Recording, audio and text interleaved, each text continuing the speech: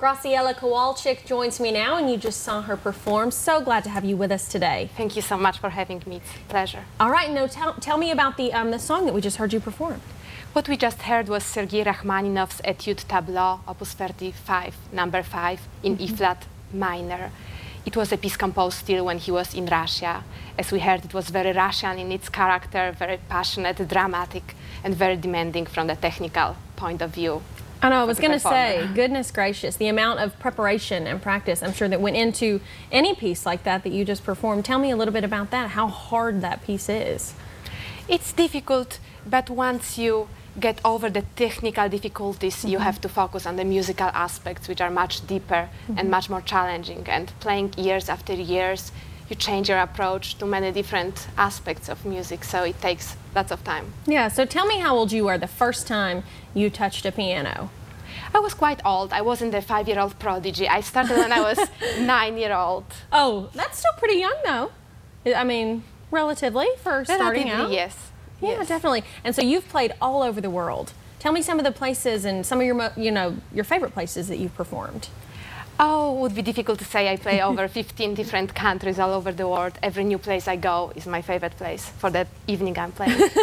Definitely. And so speaking of that, you're playing a concert close by tomorrow night here at Western. Tomorrow night, I would like to invite everyone. It will be at 7:30 tomorrow night at the WKU at the recital hall there.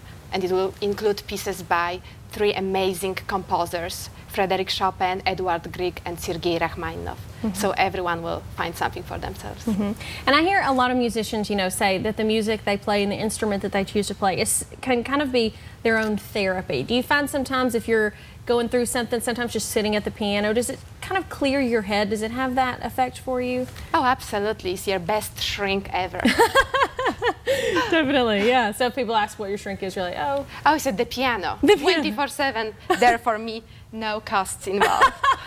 I go to the cheapest therapist ever. That is so funny. So how many hours would you say you practice, on average a day for an upcoming performance that you have? If I play a performance like tomorrow, I practice 5 hours per day. If I'm learning also new pieces, which I usually do besides the ones that I'm performing, I add 2-3 hours, so up to 8 hours. Yeah, so when you're planning your performance, are there a couple, I'm sure you, like you said, you learn these new songs to do, but there are a couple, that just your go-to songs that you feel most comfortable performing, most relaxed when you're performing them? Oh, absolutely. I feel most relaxed about some of the Chopin pieces that I play. I will be performing the Polonaise, which is very close and dear to my heart tomorrow, and there are some others also that I tend to play a lot. So how many songs, about how long will your performance be tomorrow night? It will be playing probably around 60 minutes plus the intermission 10 minutes, so altogether over an hour. And I think maybe a lot of people think, you're just sitting playing the piano, but I'm sure it takes so much energy to play that long and that passionately, as we saw you just a few minutes ago. Oh, it's a good workout. It is a good workout. So yeah, you see her right here. Man, such passion and stuff. When someone, even though there are no words to these songs that you're playing, what do you want people to feel afterwards? Because it's like watching you play so passionately made me be like, oh my goodness, like what do you want people to think when they're hearing these? I think that music is the most brilliant code ever developed for preserving humans' emotions. And it is up to me, the performer, to decode those messages hidden in the notes and to translate them to the people according to my artistic taste. So it's a big deal for me to do it right. Yes, it is a big task, and certainly, we're looking forward to your concert tomorrow night. Remind everybody the time and where it is again. Tomorrow at 7:30 at WKU Campus Recital Hall, and I hope to see lots of people there. Absolutely, and you see her website right there on your screen right now if you want more information, and as well as her performance on our show just a few minutes ago will also be on her website coming up soon. Absolutely. So thank you so much for joining me today. Thank you so much for having me. My pleasure. Oh, it was our pleasure having you on. We'll be right back.